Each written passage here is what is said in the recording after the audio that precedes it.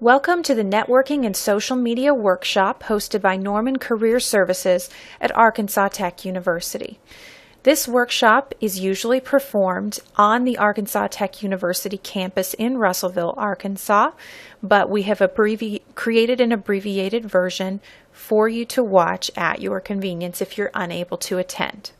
To start out, let's create a broad definition of networking. Your network is any person you currently know or could create a future connection with that also has the potential to provide you with a leg up or a connection point for future employment. Your network could include people you work with, people you attend classes with, family members, friends you've known for a long time. Your network is about as expansive as your social life and maybe even more. So it's important that we recognize who our network could be, but it's also important that we recognize the reason networking is important, which is that at some level, when we're seeking employment, we are promoting ourselves. We are advertising ourselves and in some sense selling ourselves based on our skill set, our past accomplishments and experiences, and our future potential. Knowing that selling is a little bit of the networking process, we also need to recognize why networking is such a big benefit. As of 2011, 7 out of 10 currently working individuals gained their positions through networking. So I've got 10 donuts here. Imagine if 7 of them were eaten by people who found their jobs through a friend, a family member, a professional connection. That only leaves you with 3 opportunities out of a potential 10 if you're not using the connections and the social interactions you have to your benefit.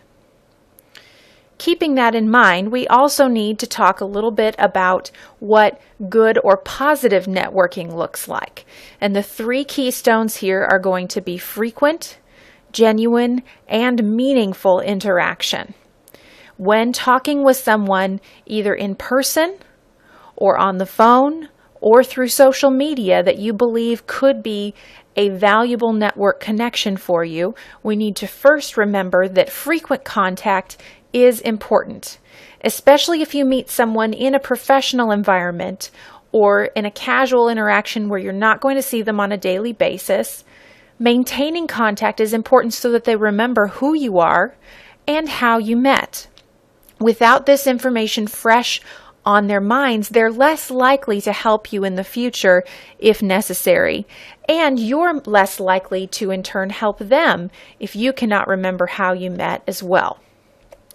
The other 2, being genuine and having meaningful conversations, kind of go hand in hand. If I were to ask you for a favor and I don't seem interested in you as a person, having a genuine interest in your family, something I remember from our last conversation, I'm less likely to get information from you or gain any kind of favor. Similarly, having meaningful conversations. If you're going to do frequent follow-up or check in with someone you don't run into on a regular basis, make sure you have a purpose for contacting them. Again, remembering past conversations can be very helpful if a person brings up one of their children or the fact that they just bought a house. Those are things that you can bring up in conversation as a way to almost follow up and remind them that you remember that they're a human being, not just someone who could potentially do you a favor. This can also be helpful in a professional setting if you had a prior conversation about a work topic. You can use that as a segue, saying, hey, the last time we spoke we were working on this. How's that going for you? And then slowly moving into the conversation you're hoping to have with that person about a potential opportunity or about their ability to maybe recommend you for a future position. Once we keep those 3 in mind, frequent, genuine, and meaningful interactions, we also have to recognize that not all of our interactions are face-to-face. Many of these social media outlets may look familiar to you. There may be a few on here that are newer and are not listed. In fact, I'm sure there are some you're currently using that are not on this list. With that in mind, we have to pay attention to our social media presence, the places where we put up information about ourselves because it is public, and which social media outlets we're going to choose to use for networking and which ones we're going to keep very private for more of our social interaction, as well as who can access those different points. Specifically, I'd like to talk to you for a minute about LinkedIn. LinkedIn is a social network that is probably the most professional specific of the options I listed a moment ago. And the reason that this one might be something good for you to consider is really to look at some of these statistics. As of 2015, LinkedIn has more than 380 million users worldwide, and 2 new users join every second of the day. There are 4 million business pages. That means 4 million individual businesses have created sites through LinkedIn. And there are more than 1.9 million group pages as well. LinkedIn has accounts and territory in 200 countries and different territories across the world. And more than 500 of the world's top companies, CEOs, are members. So this is a very influential network for you if you're going to go the online route for networking rather than just face-to-face interactions or social connections on a more comfortable level. I'd like to show you an old LinkedIn profile that I have used in the past, and there are a couple of things that I would like you to notice. On the upper left-hand corner, under Network, you'll notice the drop-down menu is currently highlighted. You can create contacts, add connections just like you would on a Twitter or Facebook account, but you can also find alumni. LinkedIn has this wonderful ability to look up people you may not know personally, but you have a school in common with them. If you were to look up Arkansas Tech University's page on LinkedIn, you would find a huge amount of accounts. And you may even be able to find some people that aren't classmates of yours, but work in a similar industry or are interested in working in a similar industry. Maybe they even work for a company you would like to work for someday. And you can connect with them, maybe even without meeting them face to face, by saying, "Hi, we have Arkansas Tech University in common." Moving a little farther down the page and to the right, into the middle of the page, you'll see the blue number. It currently says 340 connections. For each connection you make, you have the ability to reach out to your friends' friends, and your network continues to expand that way. So keep in mind that LinkedIn is kind of an abbreviated profile of your professional life, but it's also a great way to connect with people, find out what they are up to, keep in contact with people you run into professionally and don't talk to on a regular basis, and also maintain visibility or that frequent contact with those you don't know in a social setting. So it is a great resource for those of you interested in doing networking through a social media specifically. Okay, the other thing to keep in mind with networking, especially online, whether you choose to network online or not, any online presence is available to anyone. In this case, we're showing children, but the big thing to keep in mind is there's a reason that Google has become a verb. You can Google people. You can search and find all kinds of information that you may not even know is publicized about yourself. And we like to call this the digital footprint because you can't quite scrub it out or get rid of it once it's there. So keep that in mind when you're posting things online. Even in a professional setting, once it is up, it is very difficult to get it to come down, even with privacy settings. So with that in mind, here are some specific things that are helpful for your online presence, whether it's through a blog, a social media outlet like LinkedIn, Facebook, Twitter, Vine, YouTube, or things that will show up that you did not post yourself.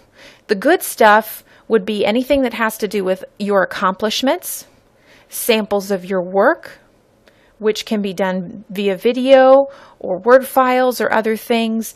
Mentioning community involvements or volunteer work always looks good. And your interests can be helpful as well, especially if they're related to the positions you're seeking at the time or the industry you would like to be working in. Information that's a little more harmful to list online would be anything about your criminal record, which I would assume you would not list purposefully, but sometimes it's public knowledge. Inappropriate photos where you're not properly clothed or you're holding something that might be inappropriate in a professional setting. Shared identities. Sometimes other people can have the same name as you and the information posted about them is not particularly helpful. And sometimes your interests or involvements can be harmful as well if it's information that's not pertinent to the position. For example, we would rarely encourage someone to include their volunteer work or their involvement in a religious or politically affiliated organization if it doesn't pertain to the skills that they would use on the job or the industry that they would be working in. Sometimes revealing information about those touchy subjects can be very risky because an employer, even if the employer has the same views that you do on the subject, sometimes that employer will assume that by the sheer fact that you have chosen to share that information on a public forum, you're probably more willing to share that information in the workplace, whether you're asked to do so or not. And they may or may not be interested in someone who so openly shares. So be very careful about interests or involvements that are not directly connected to your skill set, your accomplishments, or your industry.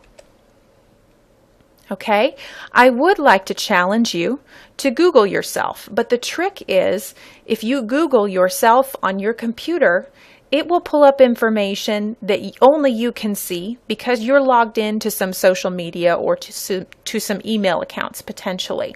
So find someone who knows you, maybe a classmate, or get on someone else's phone perhaps and Google yourself from a different account to see what can come up. Are there pictures? Are there other items that you can or cannot control? And what can we do to remove some of that information? For instance, John Doe is a very common name. It can be found on Wikipedia. There are TV series and musicians about this person, and there's even a website for someone specific whose name is John Doe. So if you have a very common name, there may be information out there that has nothing to do with you, and that would be good to know. On the other hand, even if your name is not common, you may have a name in common with someone who does not have a particularly positive reputation. This person is not necessarily a criminal. However, he shares a name in common with someone who has a criminal record, which can be a detrimental when dealing with employers. There's not a whole lot that he can do to control information that is not about himself, but he can then increase his visibility on Facebook and LinkedIn so that the case law about this other person is not the first thing that shows up in a Google search. Okay, so we have gone over a lot of information about what networking involves, the important details about networking, specifically maintaining frequent, genuine, and meaningful contact, as well as a little bit about networking online and maintaining a positive online presence. If you would like assistance in any of these areas, please feel free to contact Norman Career Services. And here's our phone number as well as our email address. You can contact us to set up an appointment to meet privately. We do appointments in the office in Russellville as well as over the phone or via Skype. Or you can use the Career Link account that is set up for you as a student. If you log into OneTech and click on your student tab, there is a Career Link logo there where you can also gain additional resources. Please feel free to let us know if there's anything further we can do for you, and enjoy your day.